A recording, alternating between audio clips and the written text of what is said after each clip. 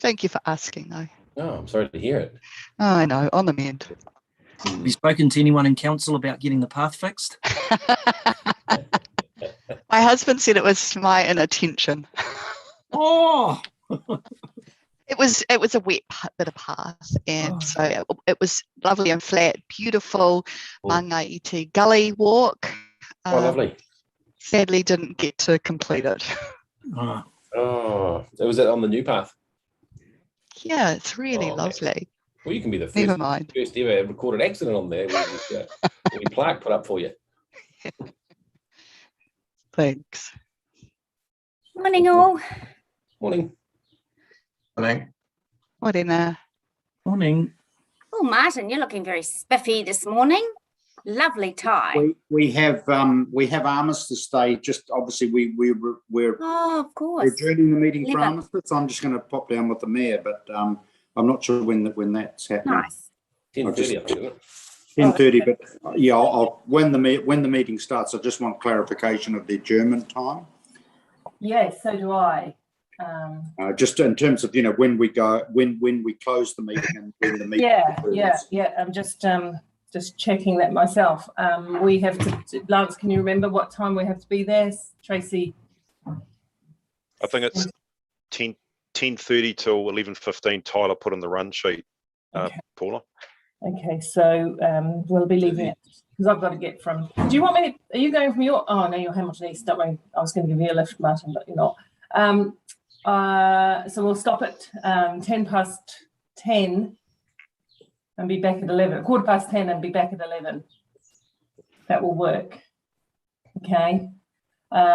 Anybody was welcome. We haven't put a broad net out to this Armistice event because it's very, very small and we have bubble rules. But there are a couple of people who are going down to keep it very small. We're going to photograph it, make sure that the Mayor of EPA gets a copy of our respect on this day. Nice. I think you'd resume at 11:15, wouldn't you, Paula? Yeah, I think so. I'm not going to linger. I'm just lay the reef. Once the bugle call's done, we're all off. I mean, I'm just going down as distancing. So there's an official party which you're part of, and then the rest of us will just obviously, because of limits on numbers, observe appropriate distancing masks. Yeah. Look, as I said to him, welcome. Because we can only have a bubble of 25 distance, there may just have to be a little spreading out. Yeah, I'm personally going to play it by ear, but that's all. That's fine. I mean, I did mention I was going to go down, but Martin, it's a fair way away from here by the time you get there and back. So I wonder if you might represent. And I am relatively close by. Yeah, thank you. It's tricky. It was going to be for everyone and stopped, and it would have been a lovely occasion, but not to be. All right. Thank you, everyone. Good morning. Good morning to anybody who's watching us on live stream this morning too. We've got a pretty big agenda today. We do have a few breaks for all kinds of little reasons that are necessary, but that'll give us some, time to think in between items, and everyone will have a fair say on all items. So we are going to start with, my diligent up here. Okay, so is there somebody who would like to offer us a karakia? I'm not sure who's on to do that today, to open the meeting. Mayor Paula, we had arranged for Tame to be here to do the karakia, but unfortunately he hasn't arrived. So, sorry, I haven't got one in front of me. Ryan, do you have a digital one? Would you mind? Yeah, sure. I hate to put you on the spot, and I appreciate you doing this for us. Thanks. I've got one here as well. Thank you. He horere, he kororea ki te atua, mongorongo ki te whenua. Whakaaro pai ki ngā tangata katoa. Hanga e te atua, he nākau, hau ki roto ki, tina o mātou. Whakatongia tō wairua tapu, hei awhina, hei tohu tohu, I a mātou. Hei ako hoki I ngā kaupapa o tēnei hui.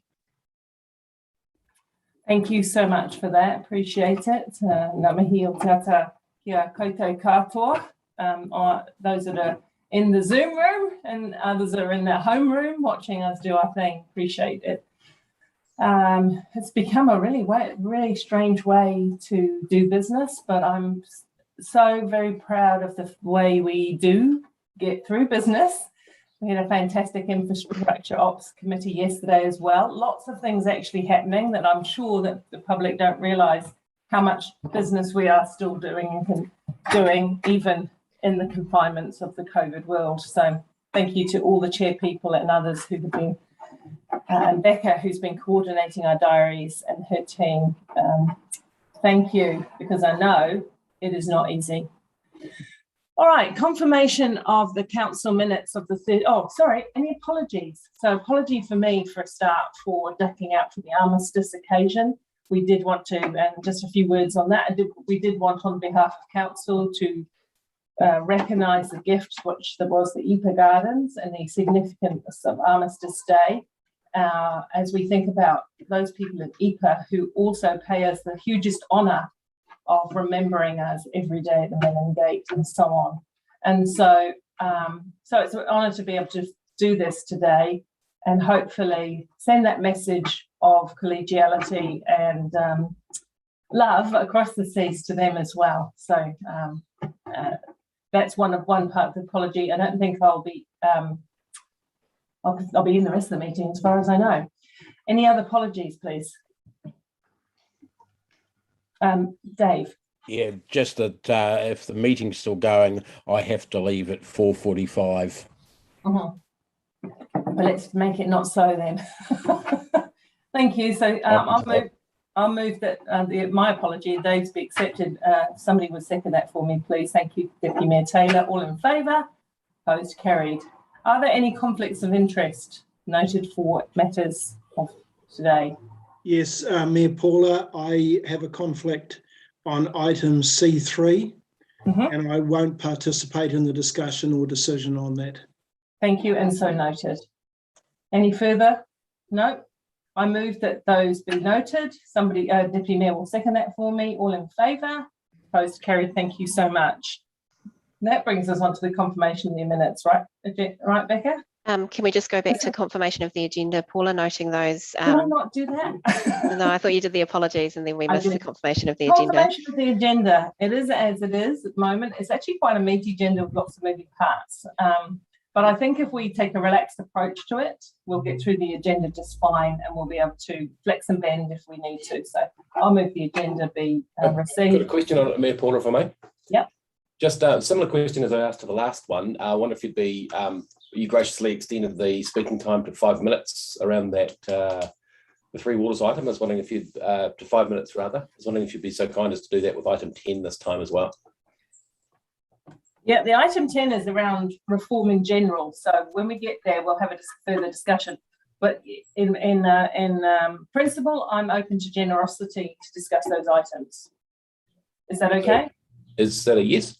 Well, it depends what resolutions come up because we're not just talking about water. We're talking about other reform projects as well. Yes, if we do them singly or we do them together, let's just negotiate that when we get there. But I hear your intent and I support your intent. Is that okay? Thank you. I'll settle that. That's great. You can keep me honest closer to the time. Okay, good as well. All right, so it's been moved, it's been seconded. All in favour? Opposed? Carried. Thank you. Confirmation of the minutes of the open minutes of September the 30th. Any questions, concerns? No, I don't think so. I'll move those minutes be confirmed. Seconded by, any hand will do. You, Councillor Wilson, thank you very much. All in favour? Opposed? Carried. Item 6. Sorry, Mayor Paula, we just need to go back to public forum. We have got one public forum speaker. Oh, sorry. It's not on the matter. That's not on any matter that's been before hearings, is it? No. Okay, cool. So I apologise, and I apologise to the person out there in Zoomsville who's going to talk to us. I didn't realise there was anybody on the list, and that's my bad. It's fine. So we have Melissa Renwick from Hospitality New Zealand speaking to item 13. Hi, Melissa. Good morning, everybody. Thank you so much for having me on to join you this morning. I don't want to take up very much of your time, but just rather wanted to speak to you briefly in support of a proposal that's been put to you around the extension of outdoor dining permits, which obviously you will discuss later on the agenda. But recommendations come through to you from the Central City Advisory Group around the extension, and I just wanted to, I guess, air the industry and the sector support for this proposal. We obviously, the sector is in an interesting situation at the moment, as we're all not just familiar with. This proposal is simply to support those businesses getting back on their feet. It is here to discuss, I suppose, to allow businesses that would otherwise be affected. So let's take a small local bar or cafe that you know of around the corner from your place. Under the various COVID restrictions, they have got capacity restrictions based on the seated and separated rules as outlined by government. And what this is meaning for a lot of venues is we're finding that the capacity is considerably restricted, where they're not even, in a lot of cases, say for example, someone could normally fit 50 people at full capacity. In some cases, they can only do sort of 20 to 25 with the 1 metre seated and separated rules between tables. What we have asked and have put to are in the process of putting to a number of councils around the country is that the outdoor dining permits are extended to allow for those businesses to reach normal capacity or near to normal capacity through the use of an extended outdoor dining area. So it's simply, basically, we want to get two outcomes out of it: better trading outcomes for businesses that would otherwise be stifled, making the most of the summer season that's about to be in front of us, and also safer trading outcomes for customers. So those that are dining outdoors, we all know well ventilated areas are significantly better places for us to be in at the moment. So it's making the use of that proposal. And what we're saying is that, look, we would really like for an extended area to be available. So, for example, a business may have 3 or 4 tables outside the pavement of their venue. They might be next to a park. They could have potentially a car park next to them. They may have a shop front next to them where the shop owner is happy for them to use that area as well.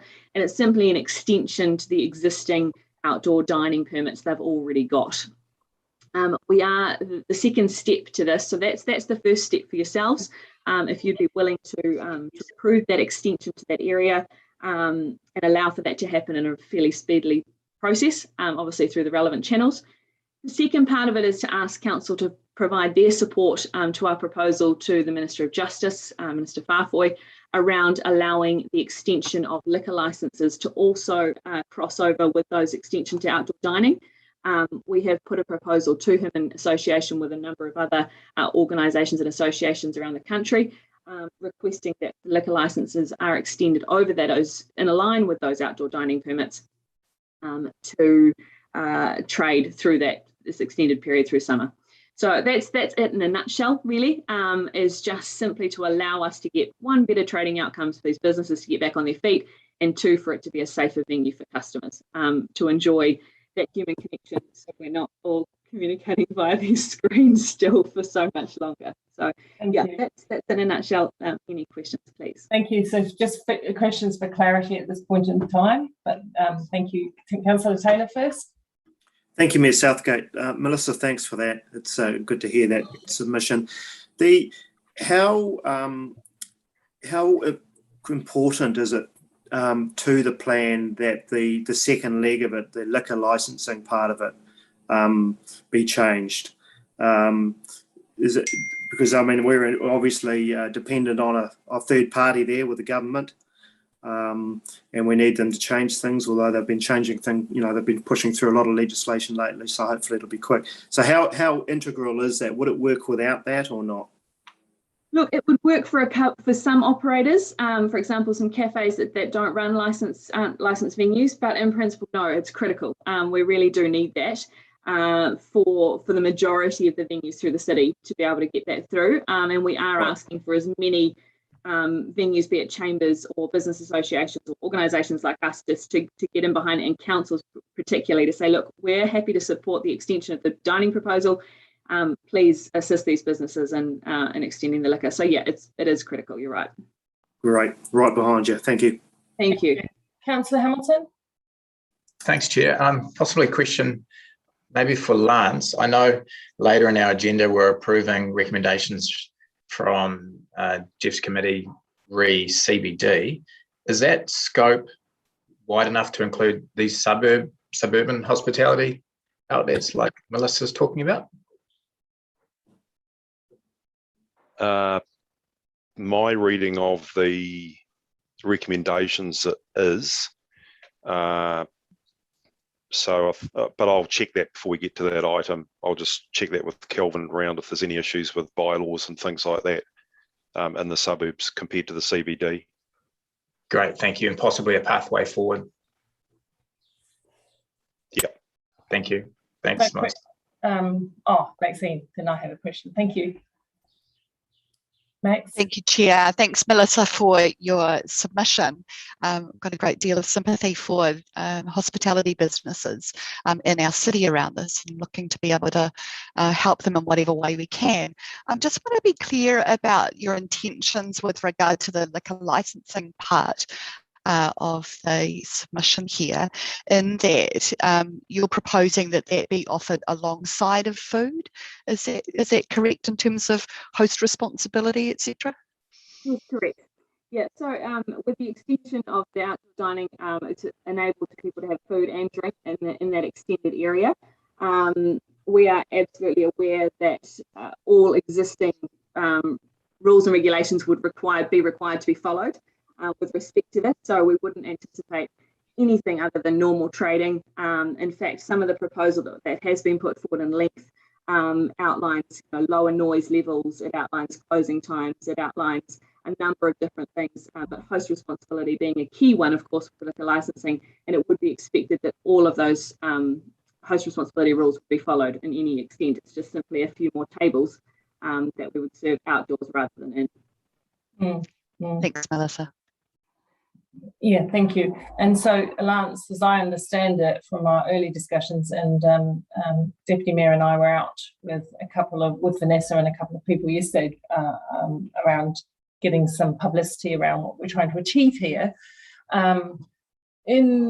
There's a difference between, isn't there? There's an extension of your on license, which has the bylaw aspect of council, the license aspect of extension of alcohol into another on license space. Then there's the off license, and then there is also the idea that council can consider as to what extent do we enable casual dining, like chairs and tables, if people are willing to put chairs and tables into public spaces, knowing that we're in this situation where you can't dine here, but if you bought your own table and chair, a picnic table, you could pretty much dine 3 meters away. So those are all the parts of the puzzle that we're dealing with, isn't it, Lance? Correct. Yep, that's all of that. So, Melissa, there is also a place, I'll ask you a question. Is there also a place, in your view, for greater provision of outdoor public furniture or spaces where people won't necessarily drink alcohol at all, but may well click and collect food and socialise? Absolutely. Look, if there is a facility within, within council to be able to, enable that type of arrangement where there are more tables and chairs, so that people aren't. What we're seeing at the moment is people are sitting on, too close, often on park benches, or they're on brick walls, or they're sort of lazing over whatever they can find after collecting their food. The ability to essentially provide them with somewhere to sit and enjoy that is safer. And ultimately, I guess, from our perspective, the hospitality venues is we want more people to be able to stay in our venues for longer periods of time. And we simply just can't do that with these restrictions. Well, we can do that, but not with the right capacity. That's really going to enable a profitable summer. From my perspective, and Hamilton's perspective, is realistically, when we come out of this, we're going to get a very short, if we're lucky, 4 weeks prior to Christmas. And then if we can travel, depending on what the government allows, we don't know what happens in January in Hamilton. If they can get out, everybody does. So we really need to maximise the time that we are going to have available to us for trading, assuming that we get some, to really make the most of it. Yeah, thank you so much. Thank you for coming in, and sorry to have missed your square in the room. That is quite all right. It's a big room. I appreciate your time, everybody. I really, really enjoyed, by the way, that dinner that Waikato Food Inc. put on with that Zoom dinner party. It was really fantastic. It was a lot of fun. So thanks for that. I was happy to support that, and I think we should do more of that as well. Brilliant. We're all about it. Thank you all. Right. Cheers. Thank you. Sorry, Becca, for missing that. I'm That's all right.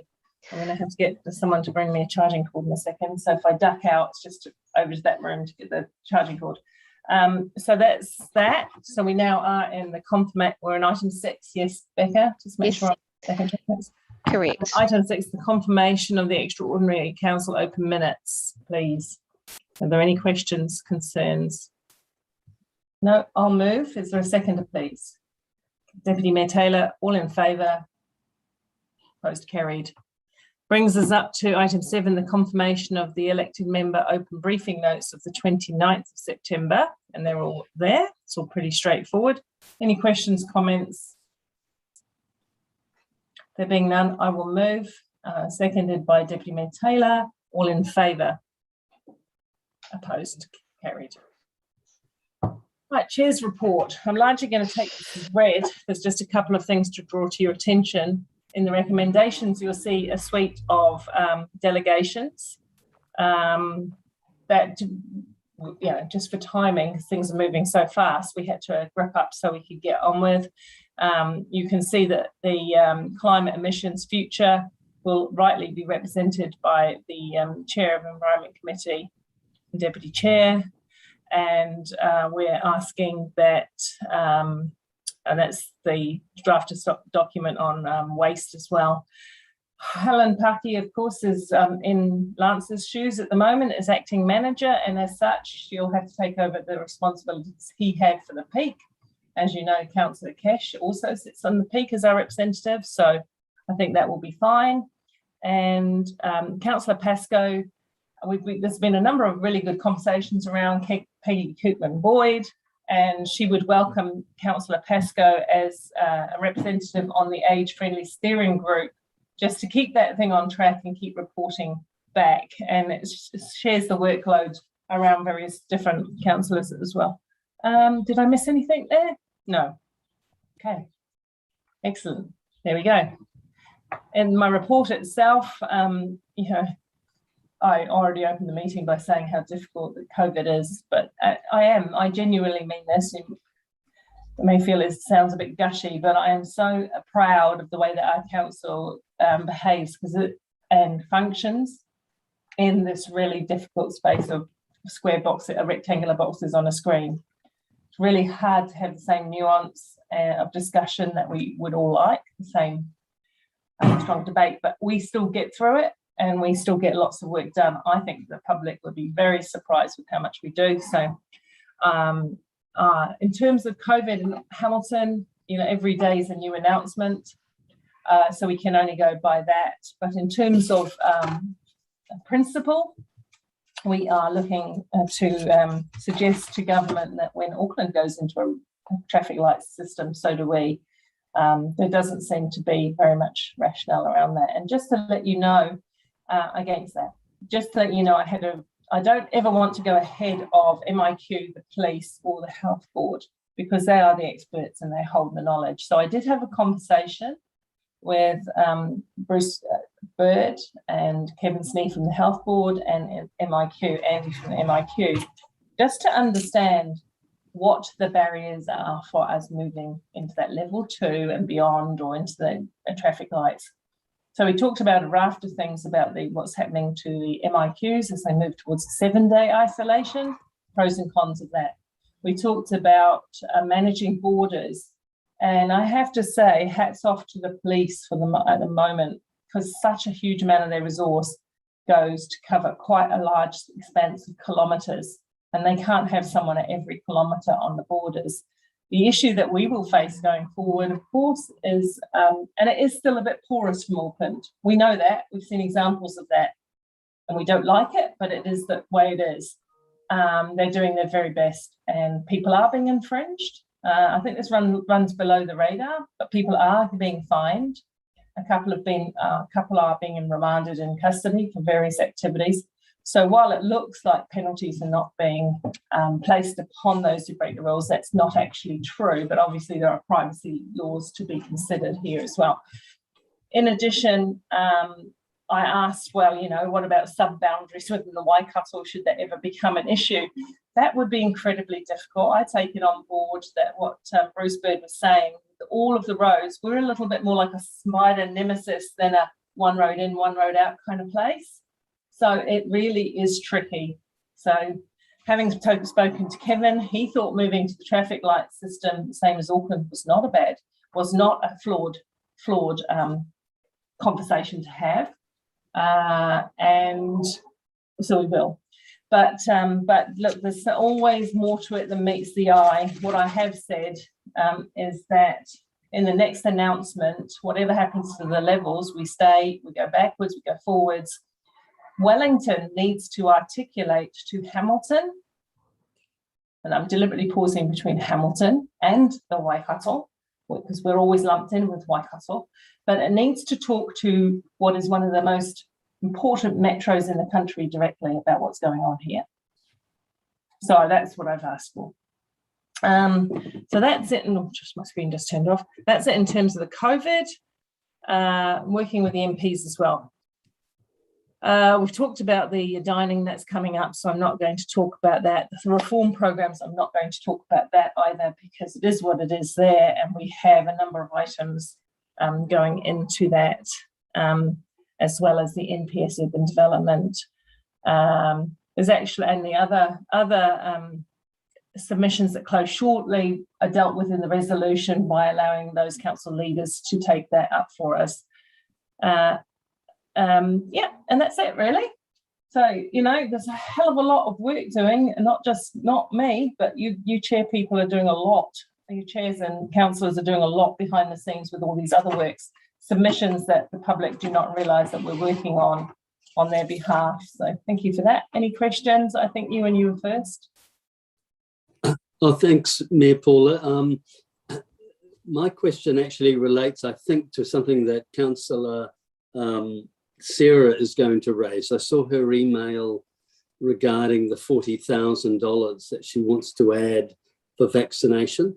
And so maybe it's appropriate that I let her explain her position, because then I've got a question. Sorry, I should have got to that quicker. Okay, that's fine. That's fine. We'll make sure it's kept up. Dave, do you mind if Sarah talks to that first? No. Thanks, Sarah. Thank you. Thanks, Ewan. So apologies is kind of last minute, but we were discussing a couple of weeks ago how we could support the community more around vaccination efforts, and acknowledging our staff are doing some really good work in this space. I thought it would be worthwhile having a discussion around supporting some of these community-led efforts, you know, that community houses and other organisations are pushing out to get to those communities with lower vaccination rates. So that's where I raised this. I'm happy to discuss quantum. It was, you know, if councillors would prefer something else in there, but yeah, I wanted to raise this. Good, thank you. And actually it's a good point, because it isn't as if we haven't been discussing this. So I will ask Lance to say a few words on it, but we have done something in the most recent terms. We've had it led through Councillor Cash, to be honest, or through the Smeaton Trust. So we have got some additional resources out through that fund to Te Whare o Tiata and who on the west? Glenview. Thanks, Cash. So we worked with Andy Mannering's team to decide which of the community houses could be enabled or hadn't received any other funding to do this, to use this money. That doesn't mean council couldn't decide at some other time that they would need more money, but from what we understood, Lance, there wasn't an urgent need to top that amount up at this time. Does anybody else want to talk to that? Excuse me leaning out of screen. I'm just literally going to plug my thing in. Carry on. Yeah, Paula, I might just get Helen Parkey to make a comment, yes. Give you some up-to-date info. Yes, I guess there's not necessarily an urgent need. As we've talked about, Philippa and Calvin talked recently to you around the kind of that targeted support. DHB does have funding for that targeted support. It's really just around the deployment of it. And I mean, yes, so I guess it would depend what the funding was intended for me to be really able to respond to Sarah's Thanks. position. Helen, we have a community meeting on the 25th of this month. Would it be an option to say report back then on how those funds have been spent and with some further information around what gaps there are, so we could understand in terms of not what the DHB is doing, but those community-led initiatives, what further support they need, which they're not getting? Sure. Actually, we've got an item going up to the Community Committee on Tuesday with just an update on some of the community development team's activities. So Philippa Clare will be reporting on that, and she could give an update at that time if you were happy with that. Yeah, I'm keen for something to come to the Community Committee, because I can see this is maybe a bit last minute today and there's information we don't have, but to have a better understanding of I guess with the opportunity to then suggest a fund if we think that it's needed. Sure. Yeah. Yeah, we can have something available at the committee. Absolutely. And I have to say, Bunty and Cash and the community development team have been having regular conversations on this, haven't you, Mark? Yeah, and I just Helen, have you got enough time to whip around all the community houses and get that information by then? Oh, absolutely. Yep, that'll be fine. I mean, we're in regular contact with them, so that's not a problem. Yeah. Okay, great. Amy, would you be able to help use your magic to amend the motion I've put forward to something along the lines of what we've discussed? Absolutely. Thank you. Okay, Ewan, do you want to go back to what you were going to add to that? Yeah, thanks, Mayor Paula. Sarah has now laid the foundation. I raised in the past when this was discussed briefly that I felt we needed as a council, before determining what, if any, assistance we would provide, we needed to take a very strong leadership position and stance over council's position on vaccinations. I think the GM at the time said it's complex. A lot of inquiries were still unfolding. But I still feel the two things are linked. I still feel as council. So my question to staff is, where are we at with our decision whether or not we're going to mandate the requirement for members of the public wanting to use our facilities needing to show vaccination certificates up and above whatever the government has mandated? And what's our position on our own council staff needing to be vaccinated, particularly those that are customer facing? Because I feel we need to resolve that before we then take a position of, well, yes, we've mandated it, and as such, we believe council should then proactively try to encourage, a carrot and stick approach. I've got a migraine today, so I don't know if I've articulated that question particularly well. But fine. What I was going to say is that I'll give us a little bit of time to it in this agenda, but we're so full. I have asked, we have talked about this, Lance and team, and I can give an update. Yeah, so I was just going to say just a very quick update at this point, because we are going to appraise council in another session on more of the detail around this quite soon, aren't we? Absolutely. So just a quick update, Councillor Ewan. As David said the other week, we were working through risk assessments for all our roles. We've completed that work. We've just collating that now. The other thing, we are required to consult with staff, and we've been carrying out a survey. We've had quite that survey closed on Wednesday night. We're just collating the information from that survey on a number of things relating to vaccinations. And the other thing we're working through is just which facilities that we're looking at to require the vaccine certification for entry by the public. So we should be in a position towards the end of next week where we will have what are the options, obviously with the complex bits of legislation, and then we'll be able to talk to elected members just around What are the options? What's the management's recommendation around staff vaccinations, entry to public facilities, obviously within the context of the complexities of the different laws, and also waiting for some update information from the government.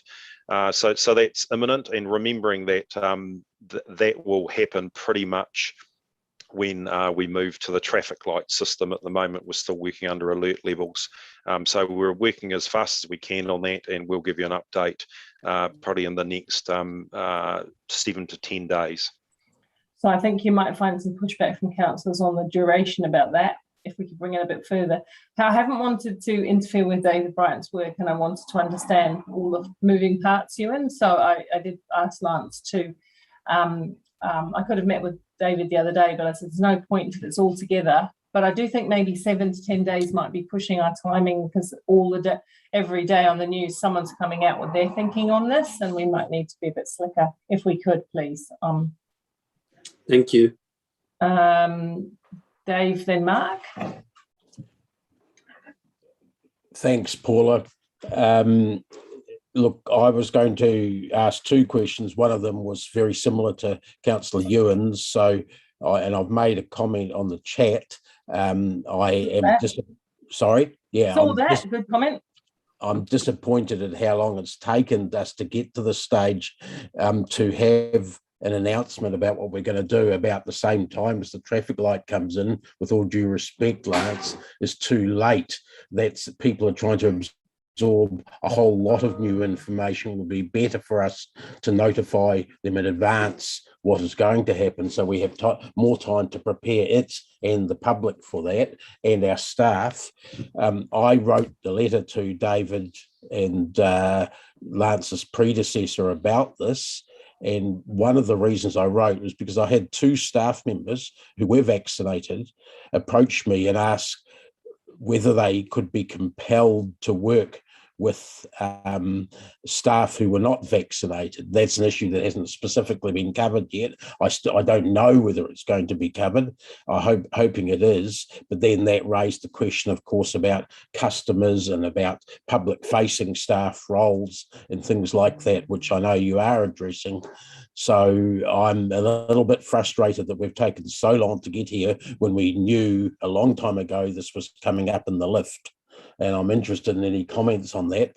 My second question was slightly more light-hearted, in the sense that I notice and support Councillor Rob being appointed to the aged group task force, but I'm just wondering, Your Worship, whether you're typecasting Rob a little bit too much, or whether you might have chosen one of the younger people like Councillor Gallagher or myself. That occurred to me too, Councillor Dave. But I think I probably win the award. Yeah, not at all. But I knew that you were familiar with the project and the program, and they wanted someone who'd been there since the sort of beginning as well. But I certainly have been around the longest. Okay. Okay, we don't have much time because we need to adjourn. I'll take your question, Mark, and then I'm going to cause an adjournment.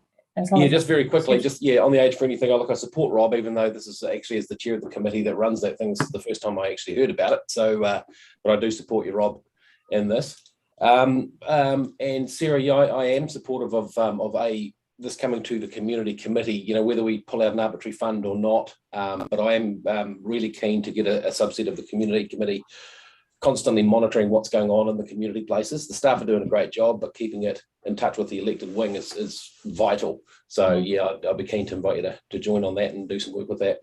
Yeah, thanks for that. And I'm not sure why it didn't filter down to you. It was only done latterly, and I thought Peggy had met with you. She said she had.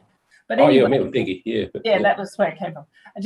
But just on that, she is hoping to have a whole of council touch point. We just haven't had the time, but we will. On what they're thinking for the next, and you'll run that through your committee or through a workshop, Duncan. Yep, good as well. Cool. No other questions? So I'll move that Cash. Sorry, you know your hand blends with your tree, don't you? Blends, yeah.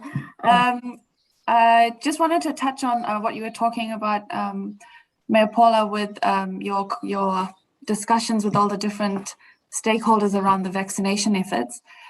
In your conversations, did they talk about how about the gaps or what council or what role council could play to help? Or yeah, all the time, Cash. I've spoken to, you know, through Ian McMichael, the pharmacists wanting to get together and unite. I've talked to the health board on a regular basis. I've asked them for their plan from going, you know, their maximum vaccination plan. And I've spoken to staff. In fact, Lance has been on that conversation a couple of times too. It's a lumpy conversation because it's a very fluid plan that they have in place. It's moving and adapting to where they need to go. They'll go here or they'll go there according to what the lie of the land at the time is. All they've asked us for, although we've done a little bit of advertising, all that I've asked them for, is some help with venues and to get alongside events.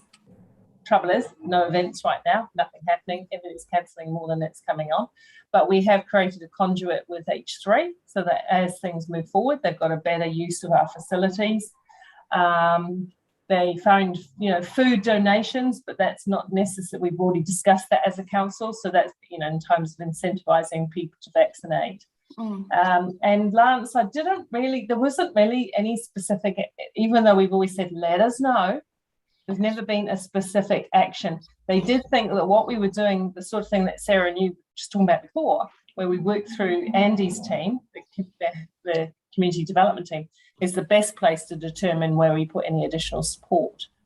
And they were happy with that because we've got all these community centres which are oftentimes placed in areas of low vaccination. So we're talking with that. We've been talking with Waikato Tainui, but it all comes down, to be honest, you know, the health board has some funding to deal with this. It all comes down to who's going to put the dollars in. Yeah. So that is something to consider. So, but Sarah's raised that, but we'll leave that aside for that. Is it possible for when we get that information that Sarah's requested to have someone from the DHB or some sort of communication from them? Just to only because the feedback that we're getting in the community is a bit, you know, people don't know what's happening. No, I know. Believe me, I know. So Kevin, I've asked Kevin, I'm not sure when that was going to happen, Lance, because we have been quite busy, all of us, that Kevin and MIQ are going to come into another one of our Zoom sessions. You will have done that before, but not for a little while. So I'll bring them into one of those sessions where we're nice and casual and relaxed, can ask all the questions we want. I have only got time for one more question, Ryan. Thank you. Just a question around the chair's report. I don't know, have we adjusted it or? Adjusted what? Not. Was it just as per I've got it in the diligent? There wasn't. Well, I'd like to move it with an addition in red there. That. No. If that's the case, Mayor Paula, could I ask that we do it as a further motion, just so I can, because I don't support E, but I support the rest. I would, my preference, and it's not because I don't support it, is to leave that as an action, Sarah, and report back as to how we do that, rather than to encapsulate it into my chair's report. I think that would be more expedient. Okay. Is that all right? So we take it out, and we note it in the notes as an action. Okay. And Lance, we will make sure that we keep that action front and centre, and you'll tell us what how we're going to give effect to the action, that conversation. Yep, sure. Promise we'll do it in community. Yep. Yeah. Well, you know, look, I know people won't lose sight of it, so I'm quite comfortable. So my report motion is as it was before, without the addition of that. Somebody can move the receipt of my report, please, would be helpful. Councillor Ryan, can you do that? Thank you. Councillor Wilson, all in favour? Opposed? Carried. I will see you guys, except for those who want to come down to Armistice, I will see you at around 11:15. We are adjourned. Thank you.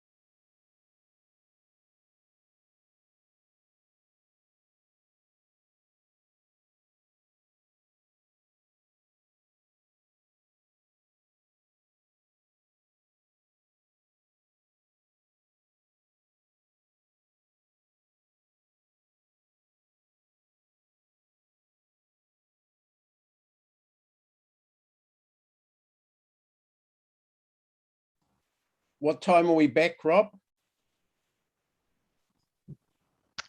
Back at quarter past 11:15. 11, I think Paula said. Okay. Is that right, Becca? Quarter past 11? Correct. Yeah, thank you.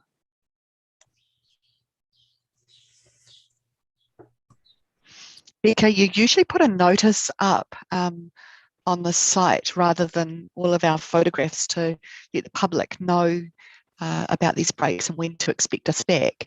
Is that something that you could do? Yeah, I will follow up with Amy on that. Thank Get something sorted. Thanks.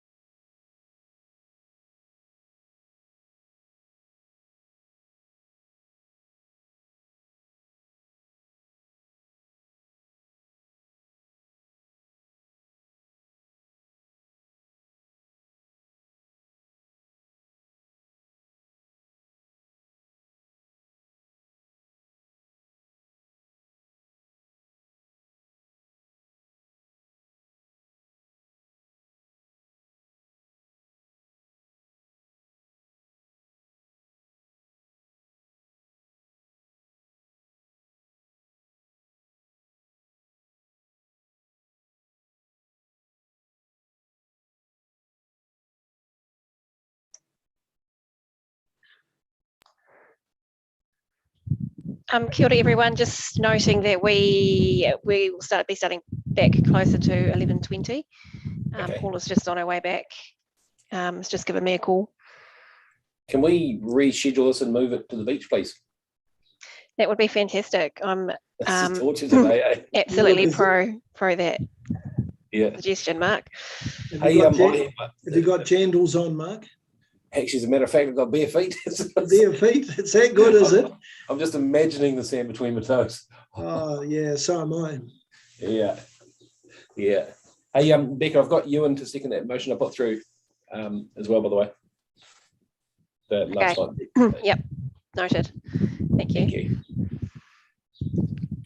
Becca, I wonder if it's worth us considering having a meeting outside in Garden Place one day.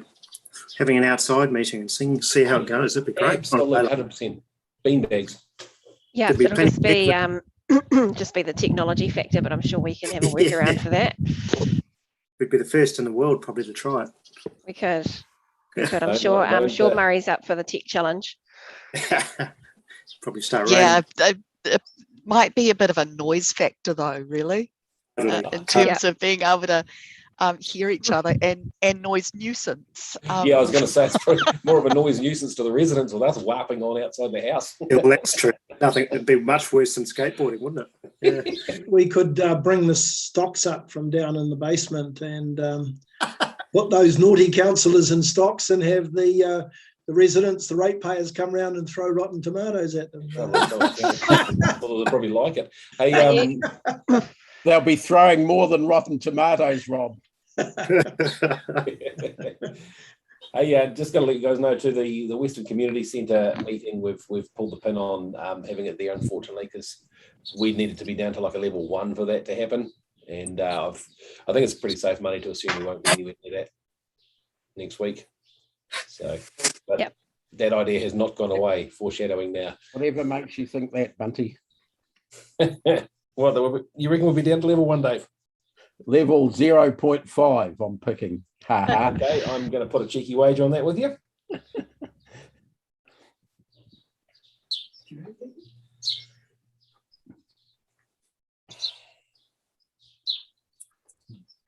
Hey, Dave, I just tried to ring you. I'll give you a call at lunchtime. Sorry? I just tried to ring you. I'll give you a call at lunchtime. It's hard to do it when I'm mowing lawns. Oh, yeah. Well, I tell you what, solve that problem. You come and do my lawns and I can talk to you while you're doing them. Well, as long as you do mine, which take about 2 hours. Buy a goat. Buy a goat.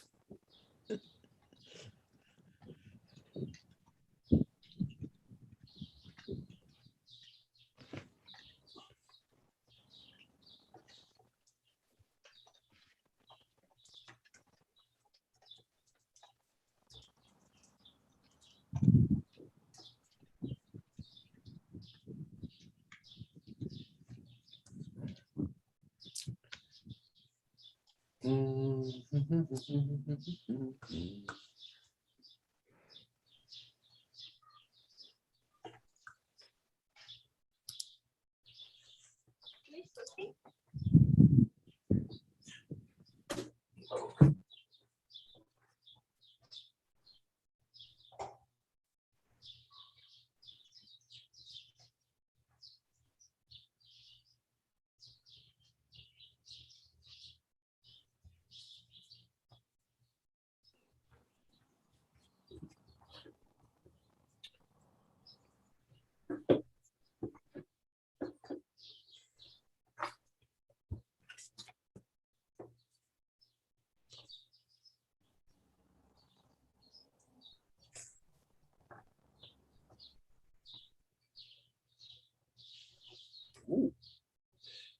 That's exciting news, Dave.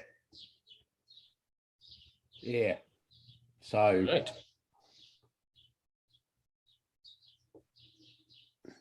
I was actually cycling up there trying to wave at you from the path, from the cycle path last weekend.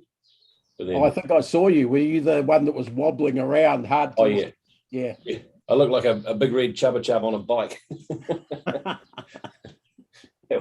You're not allowed to take your motorbikes on that path, mate. it didn't stop a couple of kids, I tell you that, from Ngārawāhi. They were hooning down on their dirt bikes. I've seen that. Talk about busy though. Yeah, we've had some problems in Hayes Paddock with motorbikes zooming along and coming up the river path as well. So it's seasonal. Yeah, and I think the guy. Just a reminder, everyone, not that it matters if you want to chat, but you are live streamed. So yeah, if you want the whole world to know you were a big red chubba chub, then that's fine. I have no problem with that. I think they probably he doesn't care whatsoever. Yeah. just to let you know, because people can get comfortable in these breaks and forget. Yeah, the big band that says live here on YouTube is on the left of the screen. It is. Auntie, just as long as you don't stand up and we can't see what you're wearing underneath. I'm not falling for that. That's old school anyway, isn't it? That's never going to get viral again. I'll never forget in the first lockdown when I was using a laptop and I got bored in the meeting, started cleaning behind the laptop, and it took about 15 minutes. When I came back, there was a whole stream of people saying, for God's sake, move your camera, move your camera. The camera was pointing down at my guts and my straining buttons for 20 minutes. All right. Welcome back, everyone. Thank you for that, for your forbearance while I ducked out. But we're back into it now. So we've moved the chair's report. We did that. So we're on item 9, which is Hamilton City Council's draft submission to the Resource Management Act. Thank you, Mayor Paula. The purpose of this report is to seek approval from Council of Hamilton City Council's Draft 1 submission to the Resource Management Enabling Housing and Supply and Other Matters Amendment Bill. And I note in the late attachments, there is a revised staff recommendation, and that recommendation is as follows. The Council receives the report, approves the submission, and notes that the submission comprises 2 parts. The first is a general introduction, which contains the same content for all the future-proof councils. And these are Waikato, Waipa, Hamilton City, and Waikato Regional, as well as Waikato Tainui. We do acknowledge that there will be differences in this section that could arise from the different governance approval processes. Part B of the submission contains Hamilton City Council specific points on the bill. The recommendation notes that the submissions will also be in alignment with the Waikato River Authority submission on the bill regarding the vision and strategy for the Waikato River. The recommendation provides delegated authority to the chair of the District Plan Committee, the General Manager Growth, in consultation with the chief executives of the other future partners, to refine the joint submission following discussions at this meeting. It notes that the final approved submission is to be sent to Parliament's the Select Committee on the 16th of November, and notes that Hamilton City Council and its future-proof partners will request to speak in support of the approved submission, and that in regard to that above, Hamilton City Council's representatives at the hearing be the chair of the District Plan Committee, the General Manager Growth, the Acting City Planning Manager, and the team leader at City Planning. If I could direct your attention to page 153, which contains the executive summary and key messages in the submission. I guess the big takeouts from this are Hamilton City Council and the future-proof partners are aligned in their strong opposition to this bill. The reasons for this are the bill is in direct conflict with the RME's single purpose of sustainable management. It's in direct conflict with the Waikato Tainui Raupatu Settlement Act and the vision and strategy for the Waikato River. It's in direct conflict with the National Policy Statement on Urban Development, in direct conflict with the strategic growth initiatives currently being implemented by Future-Proof and each of the local authority Future-Proof members. Hamilton City Council and the Future-Proof partners oppose the passing of this bill in its current form. They consider the bill as so fundamentally flawed that it should be withdrawn. If it is not withdrawn, substantial amendments to the bill are required. So the key points to take away from this is there has been no meaningful engagement with local government or iwi on the bill. There are concerns with the blanket nature of the bill's requirements. We have sufficient plan-enabled development capacity. This has already been provided for. There is the potential for very poor design quality of the built environment. There will be a significant increase in pressure on existing infrastructure. The bill does not address or acknowledge the infrastructure funding and financing shortfall to support a steep step change in intensification. It has an effect on existing plan changes, which may have to be withdrawn. The time frame is very short to prepare evidence.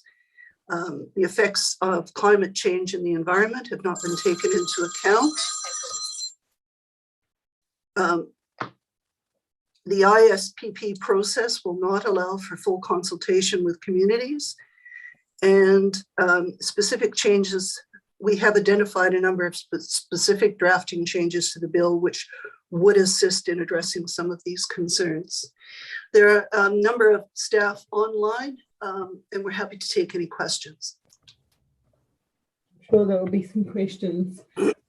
Ryan, did you want to say anything, or we will have debate, of course, but yeah, no, mine's really all for debate and support of what Deborah's outlined. Cool. Are there any questions on that, councillors? It is all very straightforward. I would make sure that we're looking at the updated recommendation, right, Deborah? Deborah? Hello, I'm there. I'm sorry, I don't have it on diligent. I only have it on. Yeah, so Becca, does that mean we're looking at the one that is on 152 of diligent, which is the updated staff recommendation? Correct, yes. Yeah, thank you. I just want to make sure because that everyone's on the right page, if you know what I mean. Okay, let's go to questions. Councillor Bunting. Just Mayor Paula, Blair here, just before you quickly say this. I think, hi, good morning, and good morning, everyone.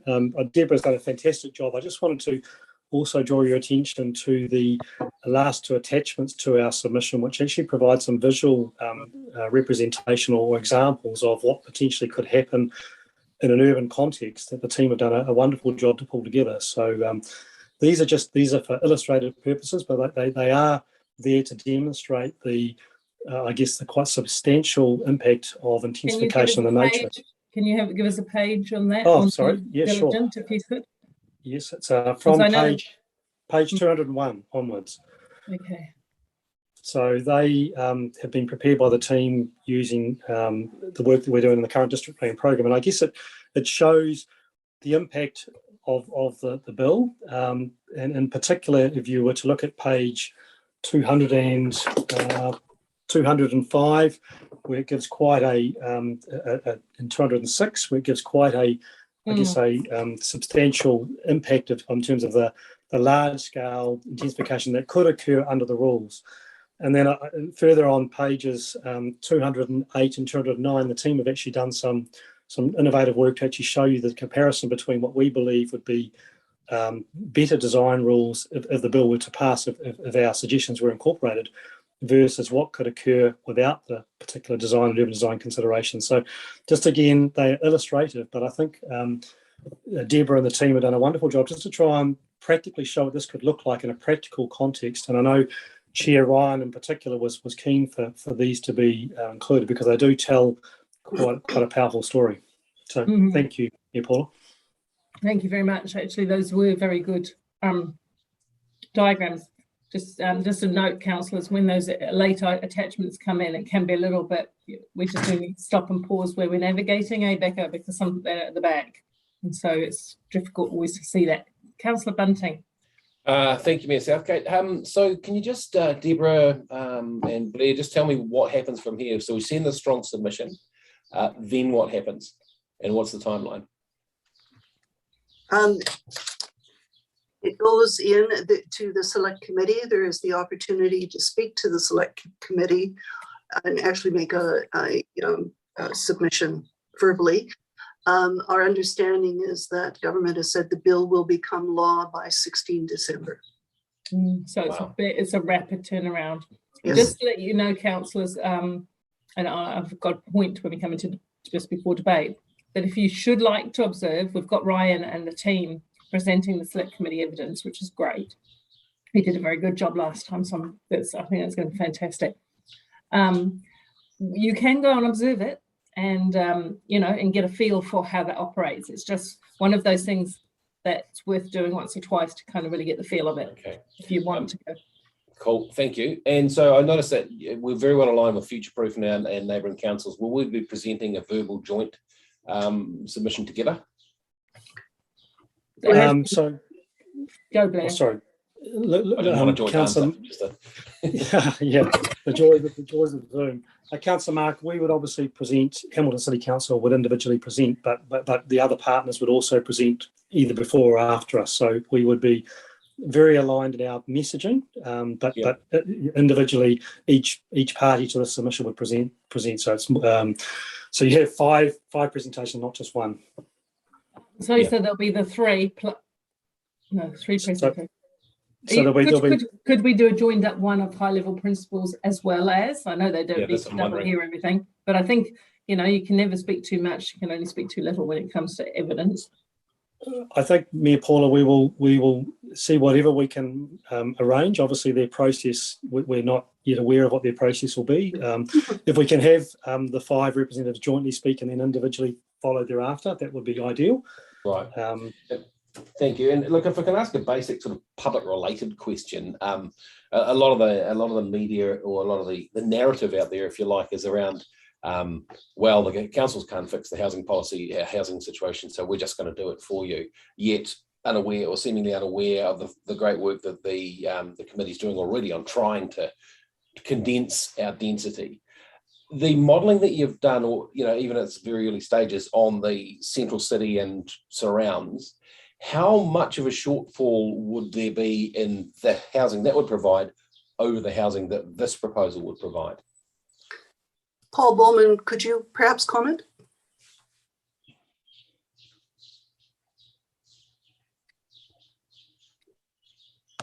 Hi. Hi. Yeah. Hi, Councillor Bunting and everyone else. Good morning. Yeah, I mean, I think the short answer is there isn't a shortfall under our current housing and business assessment. So what the government's doing is really changing the dial on Tier 1 authorities to say we want you to provide even more than you're currently providing now. So our current plan enabled capacity is already providing a buffer under the current policy requirements. So this takes us to a whole new level. So it's actually wanting us to go and provide even more than we've got already. Okay, this is even after the changes with the district plan. Yep. Yep. Okay. All right. Thank you. That's all for me at the moment, Mayor Paula. Thank you. So, Councillor Mark, you'll recall that, Councillor Mark, and under the direction that we're working with Chair Ryan's committee, the central city was going to be extended to a walkable catchment of a further 800 metres, with effectively some quite permissive development rules within that. This bill adds on top of that, adds additional supply or enable capacity right across the city in addition to that. And we know that under our current program, we've got more than enough supply envisaged to be coming on to meet our needs. Right. Yeah, thank you. That was what I was looking for. Appreciate it.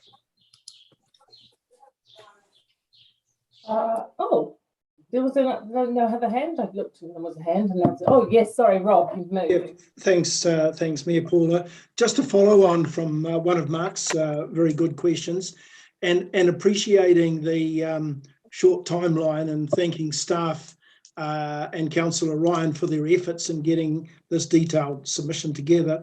Have we chosen some degree of alignment in terms of what we've got in our submission with the other Tier 1 cities and also those close to Tier 1 cities? And I'm thinking here of the media coverage that Waipa had recently about their concerns, because even though they're not Tier 1, they're drawn in as being an affected party, I suppose, by what we do here. So have we got some alignment so that when it does go to government or to the select committee, we're kind of not all on the same page, but we're close to being on similar pages? I can answer that, Councillor Rob. There have been technical meetings between the staff of various of the Tier 1 councils, and certainly from that level there is consistent agreement across the Tier 1s as to what the issues are. Can I just add to that, Deborah? So Rob, highly aligned, but also nuanced for our own circumstances. Yeah, I'd expect that. What about the effects on the likes of, say, Waipa, who I gather are affected, not being a Tier 1 city or town, but affected because we're affected, and there must be other similar areas around the country who fall into that same kind of catchment. It may very well be, Councillor Rob. It's a quirk in the drafting of the bill, which we've pointed out, makes it quite difficult to know how it applies to smaller towns quite close to a larger city. Okay. So, Councillor Rob, page 163 speaks to that point directly. So, and page 164 has a map, and it starts to identify the inconsistencies of the drafting of the bill. So, okay, I can't find the page those page numbers. I'm getting page 19 of 20. No, you have to look on Diligent itself. Look up in your search numbers. It's because these are late editions. They're right at the end. Oh, so okay. Itself, so what paragraph is that, Blair? That would be easier if you could give me the paragraph. There's no paragraph numbers, Councillor. Oh, okay. I'm looking at a different report then. You need to look under the late. Need to look under the late attachments part. So if you look under item 14, which is resolution to move the public, you'll see a tab with late attachments. Okay. It's in there. Okay, yeah. Thank you. And so, Councillor Rob, I can give you the assurance that whilst the themes of this are very much driven by the Tier 1, like a Hamilton Council themes, we have addressed the Waipa and Waikato concerns around those various points. So we're definitely trying to have a powerful joined up future-proof submission, but also gives the voice to Waipa and Waikato's concerns. Great, thank you very much. Okay, Sarah.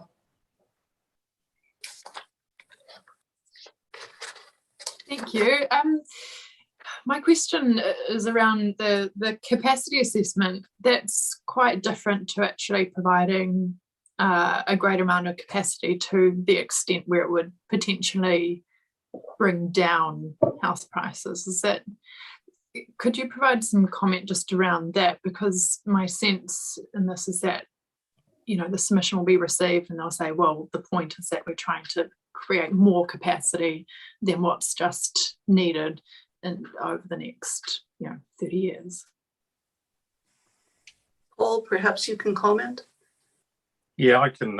I'll do my best there, Councillor Sarah. I mean, certainly, Council have an obligation to prepare a housing and business assessment, and we're on our second one now since the MPSUD started in 2017.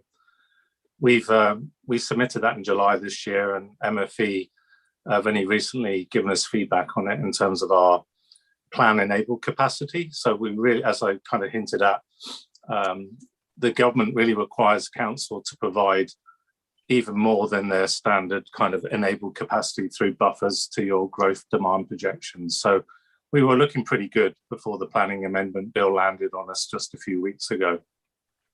I mean, the idiom or the ideology, if you like, is government really do want to turn up the heat on just providing even more than what our current housing and business assessments provide. And the theory behind that is obviously increased supply and opportunities in the market will drive down eventually over time house prices. But I think the other thing to note is the district plan only enables development to happen. So the big question is the market has to go there. And so this is about just being as permissive and enabling as possible, but there's a big difference between what the district plan enables and what the likelihood of development actually being taken up. And that's a whole different discussion around feasibility, commercial viability, and obviously the big one, which is what we're hammering home, is what goes on underground, the infrastructure to service these developments. So that's kind of the distinction between the two. We're looking really good in terms of what the plan enables, but the market still has to go there. And you, sorry, another question, just in the submission, so I didn't get a huge amount of time to read it, so I read it quite quickly, but the my impression of it was that we're trying to say, allow us to have areas where we don't develop, etc., but we haven't kind of made the point that if you are going to have these kind of blanket, I guess, blanket plan changes, then at least have some conditions attached to them, even if, you know, they're very basic in terms of that urban design. So yes, you can do 3 stories, up to 3 buildings, and but almost anywhere. But here are a few, you know, I guess discretionary things that need to be taken into account. So they're unlikely to stop development, but just make it better. If you understand where I'm coming from there. Yeah, there's effectively 2 main points to the submission. Well, there's quite a few actually, but in terms of the planning response, the planning bill requires pretty much what our general residential zone is now to become a medium density zone. And a lot of that is a permitted development baseline. So effectively you could put 3 houses on a section without needing planning consent. And that's quite fundamental, because that takes away council's ability to have some design controls and discussion. The second point is, because it rolls out a blanket approach across the city, it really does undermine our targeted approach to focusing on centres. So that goes to the central city and walkable catchment, and then those other centres where, through all our valuable work on MSP, business case and PT alignment.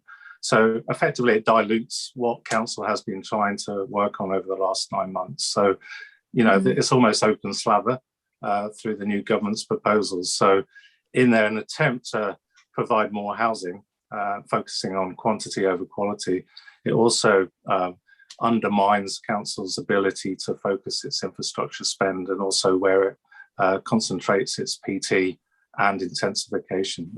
It comes down to that integrated land use and infrastructure discussion.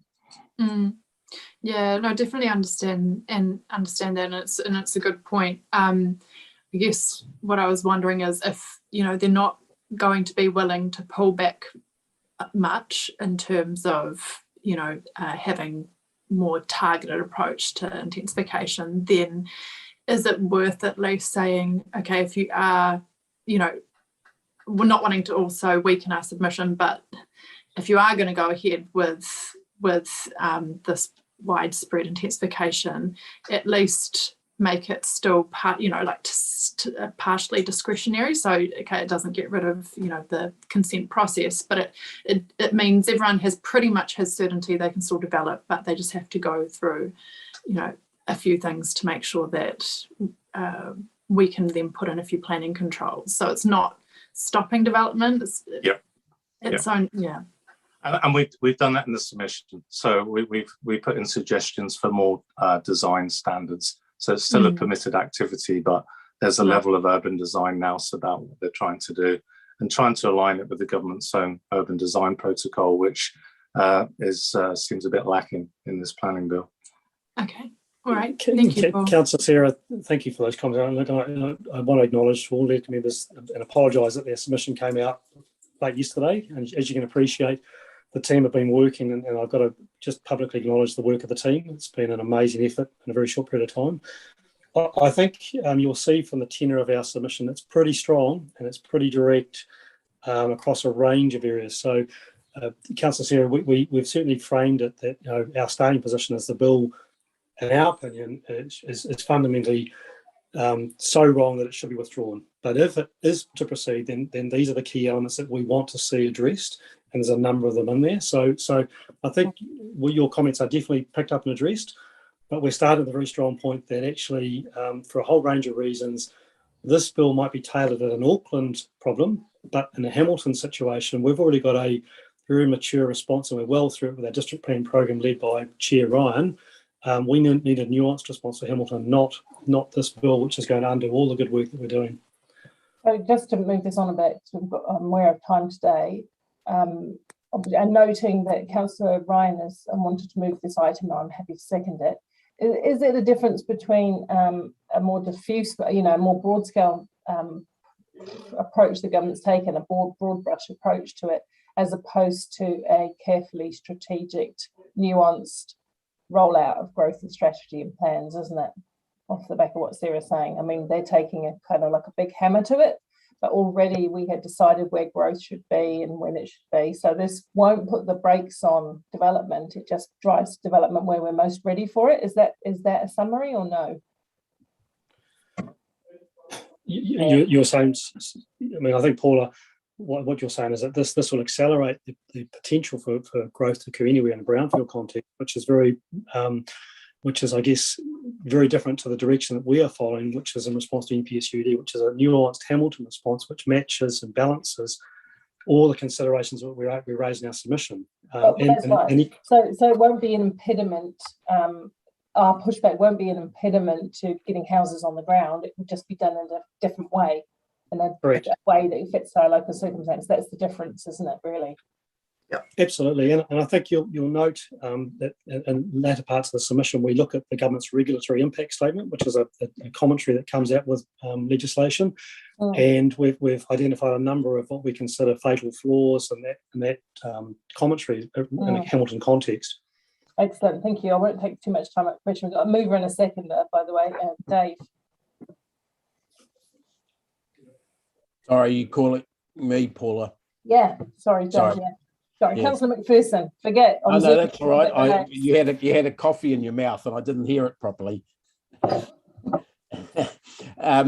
Look, just touching on the last points that Sarah and Blair have talked about our plan B, if you don't withdraw it, at least do this.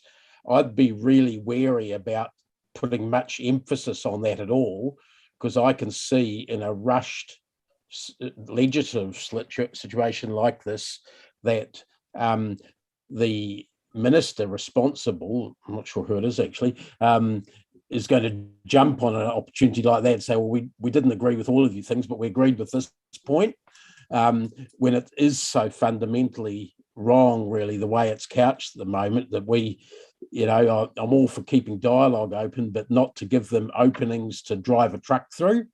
So that's one thing I'd like some commentary. The tactics of the submission to give them a plan B seems to maybe make a rod for your own back there, even if we do want to leaven it a bit. So that's a question on the approach. Paul touched on an area that I want to touch on as well, and that is he talked about it'll undermine our centres approach, and then you mentioned, Paul, PT. I would like us to actually talk and even have a map. The design was fine, but that's the micro detail. The macro detail for looking at how we wanted Hamilton to develop wasn't just a centres approach; it was also a transport corridors approach. And if we had a map or diagram showing that this had been our intention before you guys came in and stuffed it all up with this open slather bill, whether anything like that could be added, because we've done some preliminary work in that area, and it seems to me that allowing an open slather approach undermines PT future, the mass transit future. If you've got 3-story stuff happening all over the place, intensification in all sorts of places, it will be impossible to service that with good modern transport network, as well as the centres argument that you raised before. So I think we should beef up that transport argument there. But I'd like some commentary on that. And I'm just going through the points I had. Just in terms of future proof, and you've mentioned that the map on page 164 is helpful, thanks. We should be making the point, I hope, that the areas of Hamilton City right now that are affected by that aren't going to be the only areas affected, even if Cambridge and Telmuta are tier 3. In future, they won't be, parts of them, because they'll be coming into Hamilton City. And the problem with your map is that it only includes what's in Hamilton City now. And there's actually some old thinking in that. For instance, R2 is shown as beyond 30-year development. That's patently not the case given all the discussions in our growth area at the moment. And there's all the blue, I call them the blue measles bits around the outside of the city. So can we just be clear on the questions? Because you've got, I think there's about three that you need answered, is there? I'm asking why we've got that old, my question in that part is why have we got old information, not up-to-date information in the area that includes the wrong dates, you know, for instance, R2 is the example, but also not including the blue dot areas all around the outside, including ones government agencies have proposed, like the Burton Block. Okay, and, so can we pause and come back to some more of your questions, Dave? Can we just? Well, sorry, that was the 3 areas, but yeah. All right. Just didn't want them to lose thread of your questions in the mix. So sure. Can staff address those 3 areas of concern, please? So I think, Paul, just on the transport map, I think we can probably address that, Paul. We've got some maps. You want to just talk to that one? Yeah, I mean, I think we can certainly update sort of the MSP position and the strategic transport corridor network and overlay that point a bit more. In terms of the map, I think that's the part A, which our future-proof partners have agreed and put together so far. But I mean, we can certainly take those points on board in terms of those other blue dot areas that Councillor Dave's referring to. But yeah, certainly, I suppose there's 2 levels here. It's the future-proof Part A submission, which encompasses the high-level strategic picture. So that's probably the best place, given the states those various HUGs and MSP programs are at. And Councillor Dave, in terms of just comparing the centres hierarchy to the other nodes approach we were taking, we've certainly got maps that we can utilise to show the pathway we were on or we're following in our current district plan review. So we can certainly include that. In terms of the submission, we're very, very clear that you know, we believe the bill should be withdrawn. What we then say is we've made a whole range of very strong submission points. Look at these only if you don't withdraw the bill, and each of those in their own context are significant. So they are not sort of compromises. They are very strong bottom lines in their own right. So it's just framing those up. Claire, it's Lachlan here. I just wonder if I could just add to that last point. The other thing that we could do is make it very clear that the amendments that have been identified are a comprehensive package, and they aren't capable of being sort of picked off and adopt, you know, you could adopt one, for example, and all of a sudden cure the fatal flaws in the bill. We could make it very clear that this is a comprehensive package of remedies that has to be adopted in total in order to cure the fundamental problems, and it's not about just sort of extracting 1 or 2 amendments and thinking that they've solved the problem. So we could make that clearer in the submission. I think that would be a good approach to that particular issue. Perhaps the last point, Paula, I think if we can do maps of what we were going to do, or plans or examples, like I talked about in one of my questions, we actually can say to them, this is what you're losing by your one-size-fits-all approach. You're losing a coordinated solution to the problem for Hamilton and surrounding areas, and other cities may well be doing the same. So a question off the back of that then is, can we reassert that strong positive case of which Dave's talking, because I agree, can we, apart from saying don't like that's too broad, can we, because we had that beautiful meeting with the MP, you know the one I mean, the future-proof one, with Minister Woods, Mahuta, and we thought we were all on the same page of understanding the sub-regional growth. Can we put that back on the table positively? That's the question I want to. Yeah. Is that the gist of it, Dave? Yeah, for that aspect. But I think with particular Hamilton examples that arise from all the earlier part of the district plan committee's work. The other thing that arises from all of this, if we have an open slather approach, are we pointing out that it's absolutely impossible for us to service with infrastructure? Yes, we have, very strongly. Thanks, Deborah. I haven't had a chance to go through it other than flick through. Yeah. Thank you. Thank you. Questions from Martin? Yeah, I just, in terms of when I open a submission as an MP, if I've got this right, you've got the Hamilton and Future oppose the passing of the bill. I really want a lead sentence to say that we and their future-proof councils totally acknowledge we have a housing crisis, but this bill is not the way to get to solve this. This is really clear. So the psychology is, we've got to accept the motive of the Parliament or of the two major parties is positive, but the solution is where we vary. So that's sort of a suggestion. On the select committee, who's actually on the committee? Who's going to be hearing the submission? Who's on the? Sorry, I should have researched it, but which select committees? This is going to local government, is it? Select committee? I'm sorry, Councillor, I didn't. Well, I want to suggest that we very much, because obviously they're going to get 10,000 subs. So number one, you identify who's on that select committee and you write to the members directly. Number two, presumably we're going to also send a copy of this sub with a covering letter to all Waikato regional MPs.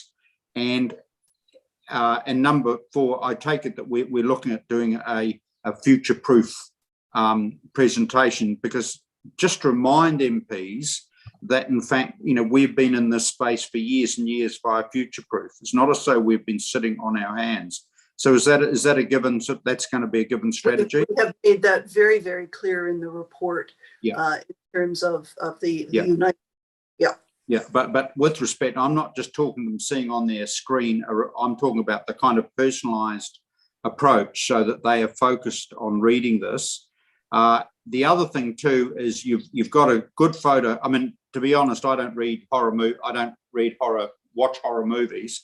I just looked at some of the outcome plans and I couldn't read much more. It was horrific. But seriously, we've got to acknowledge that there are, the bad and good examples you quoted have happened under our hand. So just be prepared, Ryan, for the inevitable question that will come. Well, look what's happened under your watch. But obviously address how we're trying to address that, how we're trying to improve that. That would be important. Finally, are we making direct approaches to the ACT and Green parties and Te Pāti Māori? Because probability, even if this bill goes forward, the next government will be a coalition government, most likely, right? So I don't think you should underestimate the role of those minor parties in the future, even if this gets passed, okay? Because to me, the first example of a really crap design that comes out of this bill, I'd certainly be sending the photos to all the MPs to say this is the reality. Sorry to sound pessimistic, but I don't, with respect, what I'm trying to emphasise, please, let's not stop on December the 16th if this does go through. Hopefully you amend it, but I suspect there's a long-term struggle ahead, which actually I'm going to predict is going to be potentially far more significant to our residents and ratepayers and new house owners than the waters issue, not diminishing the waters issue. This is what's coming next to you. This is what you're getting next door. Having said that, we've got to keep the pressure on getting those affordable homes up as well. But this, a blunt instrument versus a nuanced instrument, which we're already doing. Yeah, thank you, Martin. And that was a long question. I apologise. So I won't attempt to answer, but just say thank you, acknowledge that. And the only comment I'd add is that we are very cognizant this bill may well become law or in some form of law mid-December. And of course, the immediate ramifications for our current district plan review program, which will have to respond by August 2022. So it is very critical in terms of timeframes and implications for all of our work now. Thanks, Blair. Just not to jump over the top of Ryan, who's going to have some really good questions here. Can I just ask if, in addition to the submission to Select Committee, that we consider what messaging can come out from the Mayor's office to senior politicians in Wellington to sit alongside this? Because I think Ryan will do a great job at the Select Committee, but let's not forget that we have a conduit to senior cabinet ministers and we should use that. Is that possible? Yes. Brilliant, thank you. Ryan? Thanks, Chair. Yeah, look, I was just going to pick up that point as well that Councillor Martin made, and maybe it's just a staff action that relates to the resolution, that perhaps with some feedback from us and other senior councillors, that we target, once we resolve our submission, that we target specific MPs over and above the normal submission process. I think that's really important. Yeah. And senior ministers as well. Off you go, Ryan. And just you're picking up Dave's point too, Blair. I just wonder if we could put in some maps. I know we mentioned obviously the NPSUD, but actually show, and we reference the HBA, but can we show that the uptake, we started to do it with the CBD and walkable catchment, that will deliver X amount of quantum, so that we can actually robustly define the position on the work that we're doing, that it will more than deliver? Can we actually provide some figures and some visual maps of those area plans, should we turn those on to the MSDS standards? That's sort of a question. You want to answer that one first? It was a pretty straightforward question. Don't know if the answer is, but who's I mean, there's no reason why we can't include our HBA that we've already submitted to central government, which underlines that we already have sufficient supply in the short, medium and long term. Yeah, so I guess just from that, and I appreciate staff haven't had a lot of time to do the detail, so it might be on phase 2, but I think we need to actually evidentially show that data, because that's going to be the first question or pushback that say we can't just go in anecdotally, we need to provide robust evidence. That's all. Thanks. Thank you so much. Okay, so thank you. We've had all the questions. So we'll go into the debate. It's been moved by Captain. I don't know how many times I've done that. It's been moved by Councillor Ryan Hamilton. If only your name was different. No, I'm joking. Okay. It's been moved by Councillor Hamilton. Look, is that the end of my intro, or are you still going? Sorry. That's the intro. That's it. It's over to you. Thanks. Hey, look, firstly, just acknowledge the work staff have done. There's something like 60 pages in the last week that has been across the organisation. We're probably leading the charge for Future Proof and other councils for some of this stuff. I don't normally take up my full time, but I probably will today. We're about to debate issues around Three Waters, which has got a community up in arms. This is actually more insidious because you can't see it happening. They're potentially wanting to move it in 5 weeks' time and make it law. I mentioned last time the regulatory impact statement that this has been drawn off references Auckland 24 times, but only Hamilton 4 times. So we're caught up in this backwash of this blunt instrument to try and throw us in the mix. Tauranga has commissioners, so whatever they want to do as a tier 1 city, good luck to them. But we've got a robust set of elected members that are well in touch with our community. We've got Future Proof, we've got the Waikato Regional Housing Initiative, we've got our own housing strategy, we've got a Fairfield Enderley Urban Development Partnership with Kainga Ora. So we're way down the track. The submission pulls out some really good points. Climate change was one, that the blanket application of this will not meet the NPSUD objectives. It misses the opportunity for passive and active solar gain. So it bypasses some of their own green initiatives. The bill is in direct conflict with the Waikato River settlement. It's in direct conflict with the NPSUD, which was designed to enable well-functioning urban environments. It's in direct conflict with the strategic growth initiatives identified by Future Proof. It is in conflict with the draft infrastructure strategy. So that's for their own policy straight away. It's incongruous with well-functioning urban environments and cuts across the government's 4 well-beings. It's taken a one-size-fits-all approach that will not work, and there's been no thought, and it's even acknowledged in their initial report. They've had no engagement, and there's a bunch of unintended consequences we haven't even seen yet. This blanket approach will make it harder to invest in a targeted way for future infrastructure needs, which we're struggling to do as we speak, and to reach the critical mass needed for transport interventions. And Dave already identified some of the PT challenges we're trying to work on around our city, with Access Hamilton and a whole bunch of stuff. This will just completely dilute and give no regard to those considerations at all, let alone waka kotahi. This bill should not apply as a general residential standard. It should be applied through bespoke council changes where we can define well-functioning urban environments, which, by the way, we were working on frantically around the CBD walkable catchments and designated area plans, which the late Luca Dwyer identified as sensitive around amenity, around public transport, and around walkable catchment. This bill does not allow consideration of place-based macro-urban design.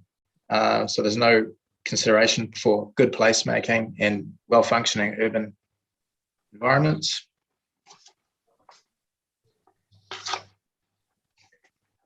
Just finally, it is also, as I mentioned, likely to hinder council ability to prioritise infrastructure development and spatial planning, which we're potentially leading the North Island for. We need to rethink the timeframes for when this bill comes into force. Our councils, NPSUD and HPA, demonstrates we've got sufficient short and medium term growth in order to meet demand, and we're going to provide more information on that. Here's a few kickers for you. Based on these timeframes, under Schedule 3 of the bill, council will be required to withdraw Plan Change 5, i.e. peacocks, and seriously undermine our work program. It will lead to inefficiencies, delay, and unnecessarily duplication of planning process. And that has been a mission to get over the line. We need a specific carve out for Plan Change 5. And finally, Hamilton's business assessment or housing business assessment has recently received draft feedback and assessment from MFE, in which it shows that it is currently meeting its short and medium-term sufficiency in housing land capacity, which includes the demand plus margin of demand based on the University of Waikato 2021 projection, high series, and an addition margin of feasible capacity, and they're just coming in over the top of that. So finally, 3 quick points. They need to remove this blanket mandate for Hamilton. They need to let HCC develop and use some of these consenting tools in a bespoke way. I'd suggest the area plans, and let it be a truly win-win, not just for central government, which they're claiming as a bipartisan bill, but let it be in partnership with local government as well. Thanks. Thank you. As second, I'll just take my debate next and then go to you if it's okay, Jeff. We'll go down the line because you get right to reply later if you need it, Councillor Hamilton. Look, we've made it so very clear to government that we have strategies and plans, both within and across boundaries, to meet growth and deliver housing. This proposal, I'm not going to restate the points that Ryan made because they're all well made. It does not address, as I think one of our staff mentioned in the questioning time, the elephant in the room, which is the shortfall to fund infrastructure. And that if we're required to fund infrastructure outside that for which we have planned, this will create an enormous cost burden on current ratepayers in this council. It would this proposal would change the face of Hamilton, and we've been saying that. We've been, as a council, all stood together on this and said we must be brutally honest with Hamiltonians about what is coming that may make their city look absolutely different to what they're currently living in. This would change the face of Hamilton, its neighbourhoods and its communities for all time.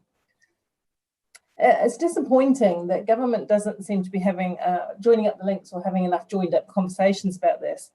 We've had in recent times a number of hugely constructive conversations with central government, including a recent future-proof meeting at which 3 key ministers attended, Minister Woods, Minister Wood and Minister Mahuta, and they were all in the same room at one time, which is unheard of. And they were particularly impressed with the work that we've done in Future Proof. They were particularly impressed with the work that the Housing Initiative through the Waikato Plan under the leadership of Lale Iramia had done.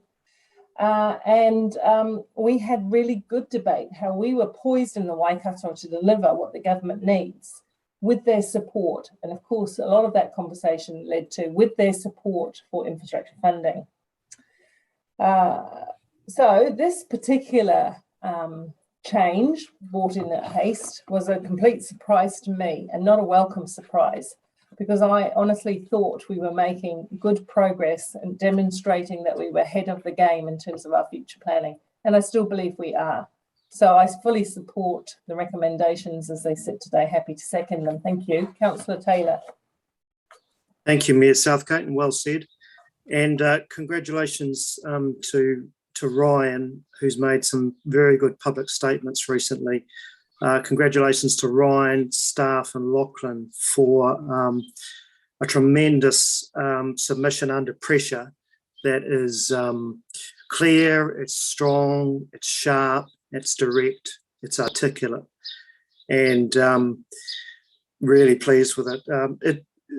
This plan, I'm still staggered that, the government, who are our so-called partners in this world, could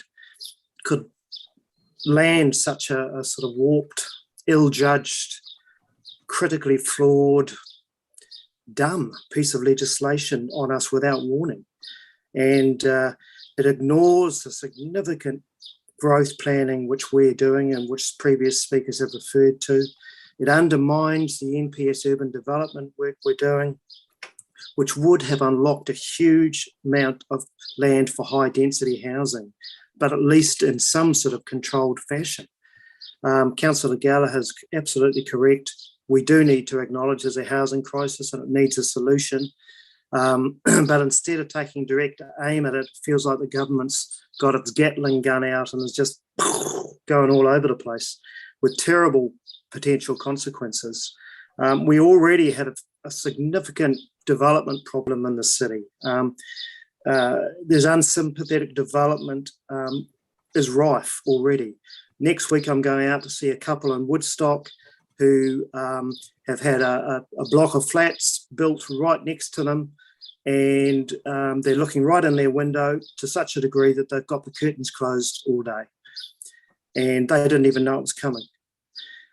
So at least under the NPS urban development, we were trying to open up some areas for development, but we were hopefully, I thought, going to be able to try and protect some other areas. And now this. And Paula makes a very good point about infrastructure. At least with certain areas prioritised, we could plan for the infrastructure in those areas. Even that was going to be eye-watering and scary. But this is just as sublime to the ridiculous. All in all, great submission. Proud to see it go out. Well done. Thank you, Deputy Mayor Taylor. Councillor Pascoe. Yeah, thank you, Chair. And look, I won't repeat what past speakers have said, but say that I affirm their comments. My focus perhaps is more on the outcomes. There's a real risk here that we could end up with slum type construction in numerous parts of the city, unintended, and we will be powerless to do anything about it. And that isn't giving us a city that we want, and a city that reflects what our residents want. The risk also is that the pace of change that's largely being led by central government from Wellington will lead to the unintended outcomes that Deputy Mayor Taylor has already alluded to in one case, but certainly for lots of adjoining landowners and across our wide communities. And he's given us the case of the residents in Woodstock. This is a broad brush approach, and Councillor Ryan touched on the fact that it looks like it's been designed for Auckland, but then the government have said, or the parties, political parties have said, where else can we touch this? And so they've taken all the tier 1 cities and they're treating them as if they're mini Aucklands. And certainly we are not, and nor are the other cities in the tier 1. So look, I'm beginning to think, and I know we're going to have another session in the next report about the 3 waters, But, you know, there's a high level of arrogance currently around many of the central government directives. And I call them directives because it's not new legislation. They're telling us what we need to do in our community. We've got the NPSUD, we've got Three Waters, and as we start the journey through local government reform, without doubt, it's going to be by way of directive rather than by way of partnership and consultation. The government needs to get the message that they need the support of us all. Whether we're in a pandemic and we're locked down, they need the support of us all if they're going to get workable outcomes that can be achieved for them and for the rest of the country. Thanks. Thank you, Councillor Pascoe. Councillor McPherson. Thanks, Mayor Paula. Look, I think Rob made a very important point just at the end there. If you look at the outcomes, how do you get your best outcomes? Through cooperation, not imposition. I put it as there's certainly arrogance on the part of government as a whole, but I put some of this down also to a huge over-reliance on officials that have probably never stepped outside government department head offices in Wellington, certainly not come from any sort of local knowledge background, local work background. They're divorced from the ground, what happens on the ground and the issues that we've been grappling with as a council and other councils. I would probably say that this isn't even a solution for Auckland either. I would imagine that if I was an Auckland councillor or an Auckland planner or anything one to do there, I'd be throwing up my hands in just as much horror there as well, because having that sort of development open slather even in their city is going to be a problem, let alone for ours. Look, the problem with this is amongst many other things that have been well articulated, and I thank Ryan and his committee and the staff for all the work they've done, is that there's going to be perverse outcomes from this. It'll actually make things more difficult and less likely to get more housing off the ground if we can't do it in an organised, systematic way, if it's being pepper potted literally everywhere around the existing city. I think that it'll actually, we'll have 3 houses here and 6 houses there and an extra house there, but we won't be having the medium to large size developments that actually give us the scale we need to address the housing problems, not for some years with this, because we won't be able to keep up with the infrastructure. And even if the law says you can have 3-story buildings in this right through this whole block and some developer buys it up, the infrastructure won't be able to be provided, full stop. They can say that you're allowed to do it all they like, but you won't be able to, for health and safety reasons, be allowed to have people living in it if there's no water supply or there's not decent transport links. This issue, I believe, will be of more concern to Hamilton residents than the Three Waters issue, for instance, for the sorts of reasons that Jeff's identified in his example. There will be unintended consequences arising next door to people all over the city. They'll be causing near riots. A 3-story building going up next to your side fence overlooking your patio, whatever, or your deck, will be more of a problem to someone than who owns the water pipes under the ground, I suggest. I think that we need to really strike home or sheet it home to the powers that be in the select committee and elsewhere, because we can't, like Martin said, we can't just rely on that. The sorts of problems that are going to occur because of if this actually goes through. So I think that it's an interesting thing, because the government MPs generally all do what they're told, don't they, Martin? But the problem is that we need to get the message across that they need to privately, behind the scenes, go and talk to the ministers responsible for this and put some handbrakes on very quickly on this.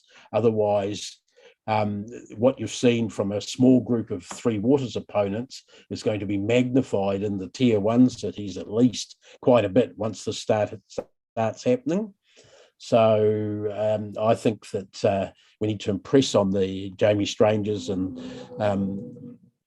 Gaurav Sharmas of the world that they really need to get their heads around this and get in front of the ministers and actually say, this is a silly idea. Thanks. Thank you, Councillor Bunting. Thank you, Mayor Southgate. Yeah, look, the thing that bugs me about this whole thing is I've been watching the narrative about it, and the narrative is very much complain about this, and you're a NIMBY. That seems to be a bit of dialogue I've seen sort of casually thrown into various communiques, and it's really bugging me because we represent everybody in the city, not just the people in old houses or people who need houses. Yes, there's a crisis. Yes, there's a crisis.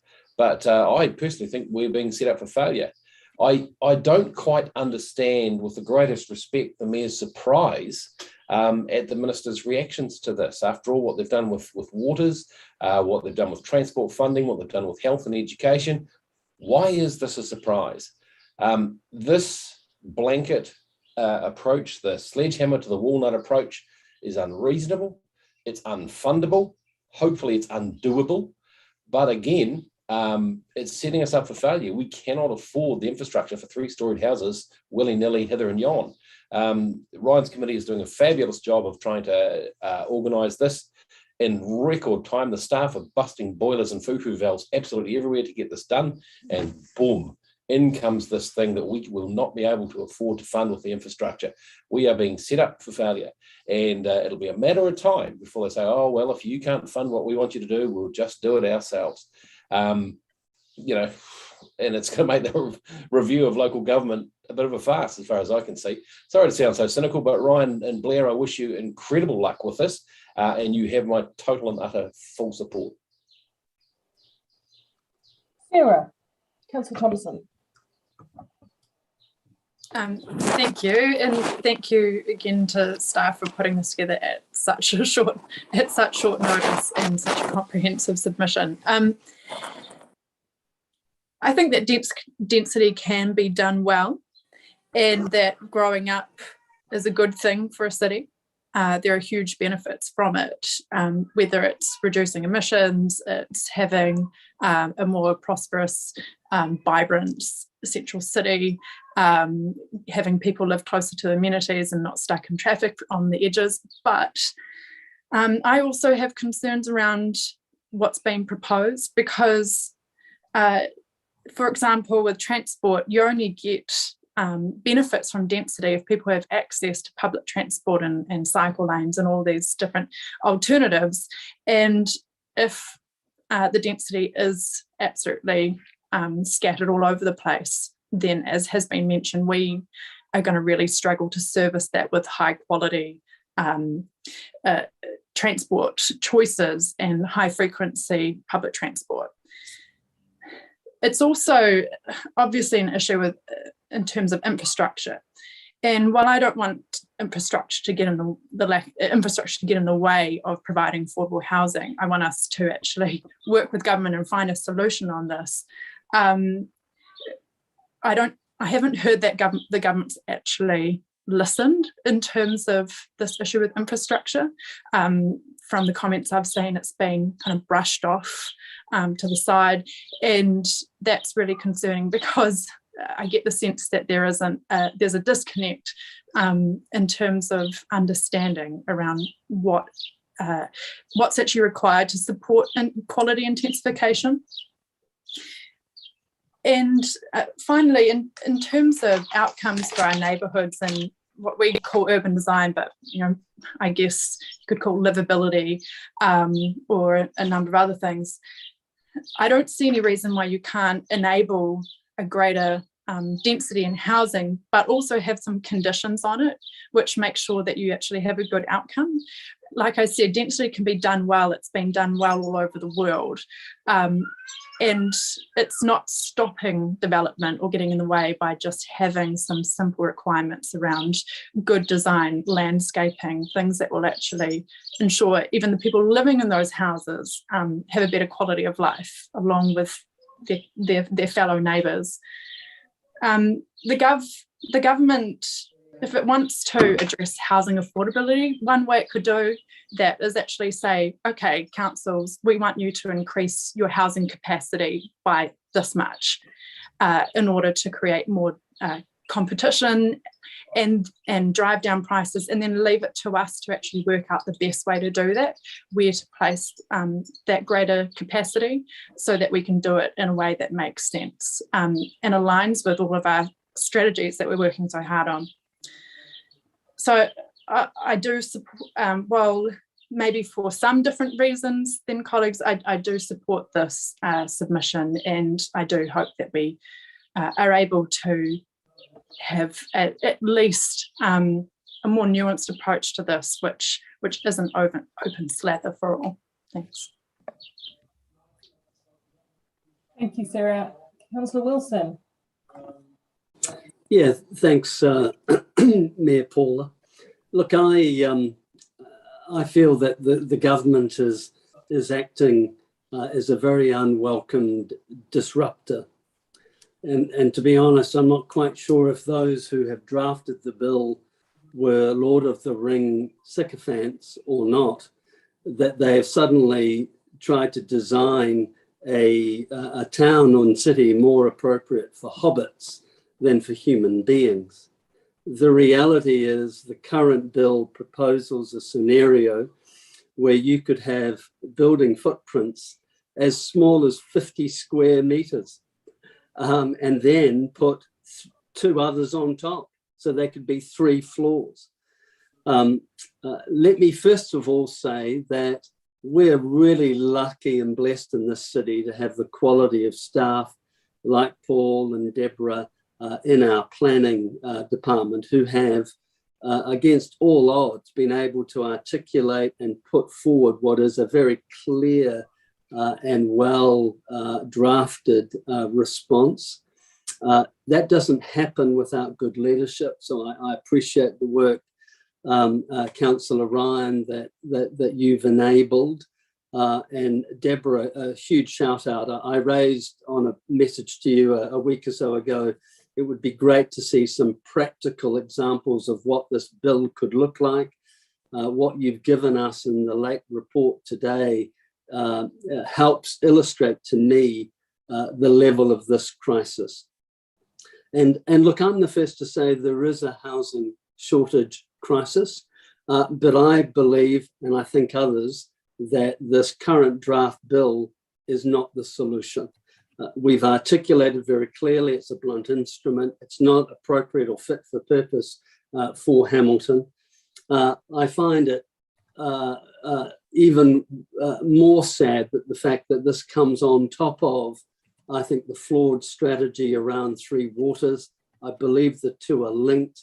You can't have on one hand this demand for intensification, and then on the other hand, we're going to separate the provision of 3 waters from the very entities like councils that are going to have to implement this.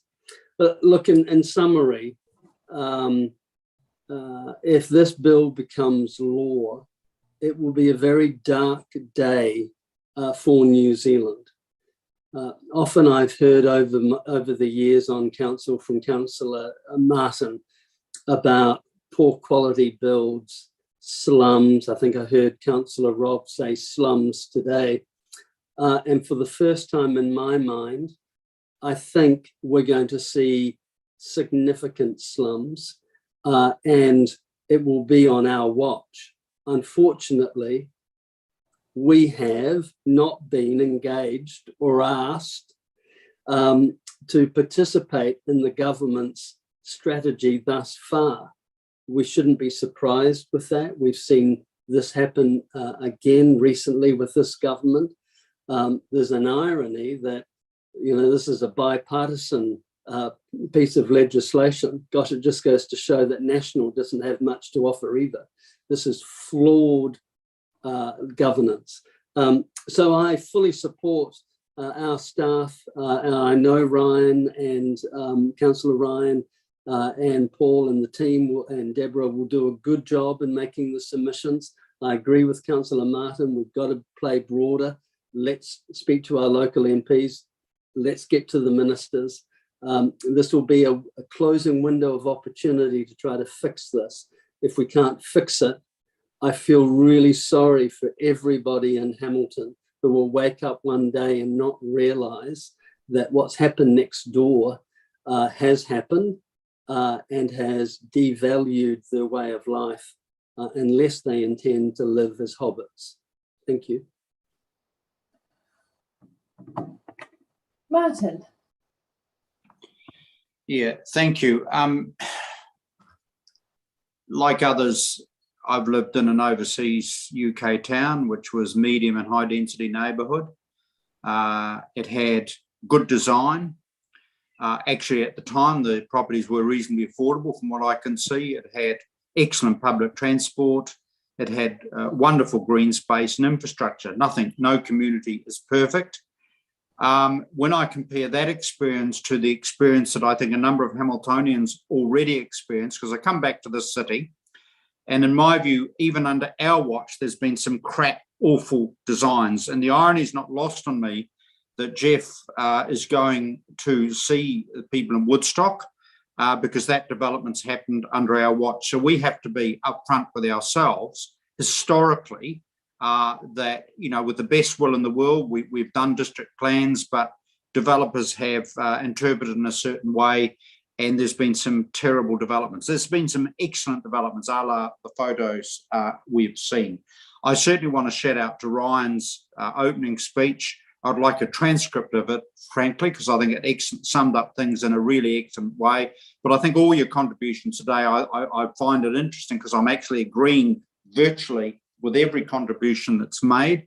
And I also want to join you and others in shouting out and making sure that we continue to invest, win or lose on this bill, in our highly qualified professional planning staff who have Australasian reputations.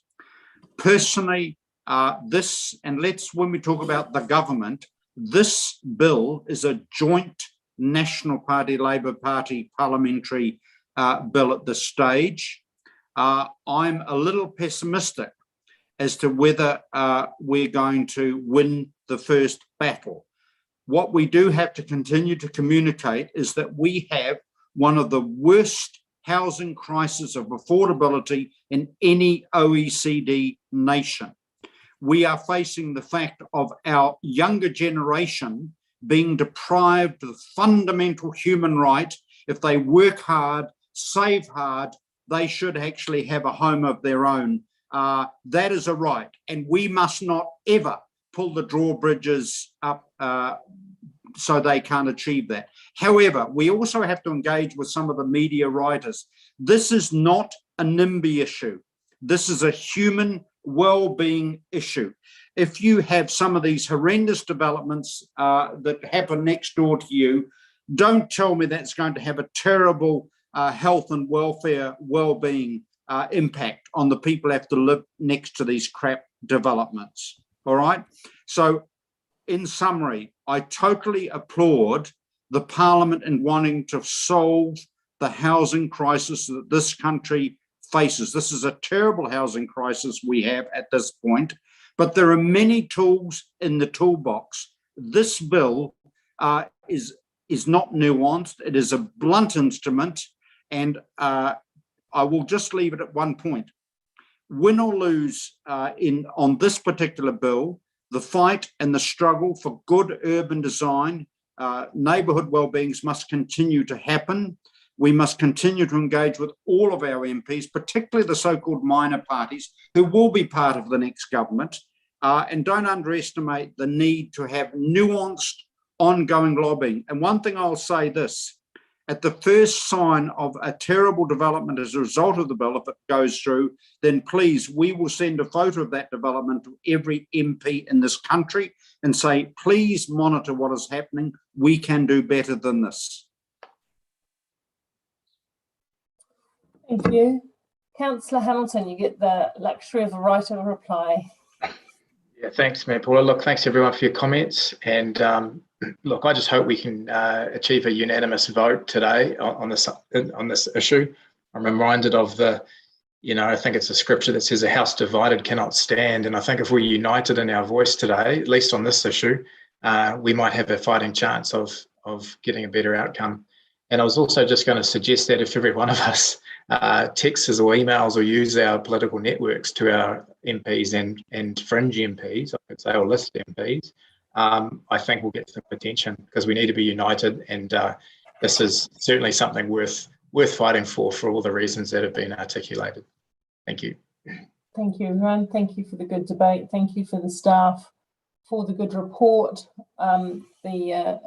It's not ideal, as we always say, to get late reports that came at the back of it, but those did add a lot of value and give a lot of solidity to what we're talking about here. So we'll go to the vote. All in. It's been moved. Councillor Ryan, myself. All in favour, please tick your little ticky box thing, please. I'll have a show of hands as well, if I may. Oh, you're not okay. Okay. Just tick your for these formal ones, we do try to get the tick box wherever. Okay, I'll do that as well. That would be brilliant. No, it's not that hard, Marty. No, sorry. And the reactions, the green tick. A thumbs down and a tick for me. A thumbs down and a tick. Thank you. I can't even see you. Where are you? It's all right. That's a blessing. Just behind us. Becca, call it, please. Thank you. The motion is carried unanimously. Thank you. Thank you, everyone. Now the time is 12:37. I do want to take a break at once because of the announcement, the government announcements and things, a couple of phone calls I need around that. And I want to talk to you before that. I wondered, Becca, if we could go to the schedules of meetings and then we could have a little pause because I want to talk to the council. Then we could have a lunch break and come back fresh for another big set of debate, please. It'll be a shorter lunch break. So can we go to schedules of meeting item 12, please? Sure. I'm happy to take the report as read, Mayor Southgate. It's really easy, isn't it? Yep. Happy to move it if necessary. I'll second. Okay. Any questions, concerns about that? No. Okay. Been moved. It's been seconded. All in favour, ticky button. Ticky button. Ticky button. That's my technical term for it. Anybody not in favour and a cross button? What are we looking at, Rebecca? It's looking like the motion is carried unanimously. Thank you. Thank you. Oh, well, that got really quickly dealt with then. Do you want to take an early lunch break, councillors? Might as well. Yeah. Look, can I before yes, Southgate, are there any other quick ones we could carry on doing? Maybe, I don't know, in the agenda. Yeah, maybe there's not. No, I just had a look and there's not really anything that we can do really quickly, I don't think. Okay. I'm up for an early lunch break then. Can we go into? Can we turn off the cameras? Can you remain for a second, please, and then we'll go for lunch. Yep, I'll just wait for So just